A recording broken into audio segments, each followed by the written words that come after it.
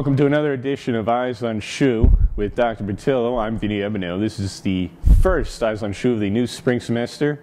It's Happy New Year time right here at Sacred Heart University. And there's a couple things that we're going to get to today, including one that students might have forgot about, a surprise on campus when they saw that a pathway was no longer there. And I bring in Dr. Petillo now to get more of a scoop on what's been going on at the Edgerton Theater. And it's almost like, well, we forgot that that was going under renovation. That whole piece of land was just blocked off. Can you tell us an update on that? Yeah, we're excited about it. It should be ready by early summer. It will entail adding about a 12 to 1,500 square foot addition to a reception area, which will now be about 4,000 square feet. There will be a courtyard there. The portico is down for that piece of it. And in that courtyard, there will be a massive TV screen where we can show TV or movies outside, and a gathering for about, I'm told, about 200 people. And so it really is an upticking of the Edgerton in terms of performing arts, and this is really the first step. Hopefully other things we'll do over subsequent years. Is there anything going on inside the theater? Are they adding on more seats, or is it just outside? It's just outside right now. Okay. We will be looking at other things inside in terms of the acoustical equipment, etc. But with the dramatic increase in students interested in performing arts, we really want to start gearing our facilities to accommodate not only them, but enhance learning opportunities for them. Okay, what about the other piece of construction going on right now? Up next around Colley Hall, we have the new health center, and it seems like the outside is almost done. It looks like they're going through some of the electrical stuff right now. Is that on target to be done? Yes, that's on target, and that too will be done either late spring or early summer. That will house all the student health services and counseling center that are crammed in across the street at the Park Avenue house. This will be a great and wonderful facility for them and for the students. So we're really excited. It's moving along very nicely. I myself haven't been in to see the progress, but you can see that they're all closed in. I think they're doing the internal work just now.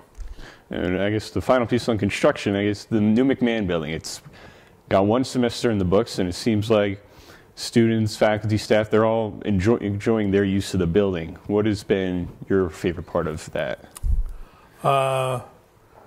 Reds is great. I enjoy Reds not only for the libations, but for the fact that it's becoming a gathering place for both students and staff. There are some faculty. I wish more faculty did come. I think they're the ones losing out on it. But it's a great opportunity for the members of the community to mix at whatever level, and it's really great. So they have trivia night. Last night they had Rogel and his band. Rogel is in the benefit side, and they had Nick, the baseball coach, who was actually playing his harmonica. It was great, but it was a nice mix of students. So that's one place. I think the students are really enjoying the dining hall facilities upstairs. So all around, there's something for everybody in that building. And for those outside the university that didn't know, Fox 5 News broadcaster Ernie Anastas visited with students on Tuesday afternoon and gave a nice presentation before a lunch. What did you take from his visit here to SHU? Well, I've gotten to know Ernie over the last few months, and his real concern for his industry is that there need to be more positive stories conveyed, stories of what people are doing for other people, stories of good that comes out and not just the bad news. As he would say, he said, we start our programs with good evening and welcome, and from there on in we tell all the bad news. So he's very much into that, as he expressed that day, but also the issue of people who want to get into the industry need to be addressing values and need to be very forthright about those values.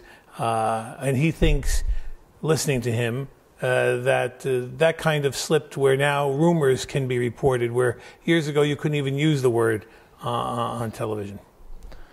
Okay, and from that we've gone through a couple weeks of the semester and had that nice surprise with Ernie coming. That was certainly something everybody enjoyed. Can we expect some other visitors, or what is the overall outlook of the rest of this semester?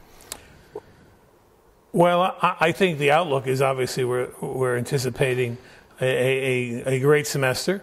Hopefully part of that greatness is that students are studying and learning, both in class and out of class.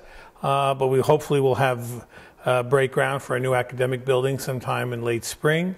In terms of other guests, I wouldn't be surprised if I said anything at this point, so I'll refrain from that. But hopefully we will have some guests. Okay. We are anticipating, but we'll see what happens. Yeah, sounds good. And I guess we'll close up with this because our friend Michael is not in attendance today. So we'll pick on the snow instead, or the cold weather and how it's been brutally cold this week. How have you been able to dodge some of the frozen tundra?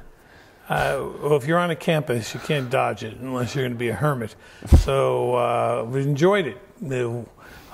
It's New England, so it's a great time. Fortunately, it's not been snowy or dangerous for our folks. It's just welcome to winter, and it's great. Thank you, Dr. Petillo, as always, for your time. And thank you, everyone, for watching Eyes on SHU.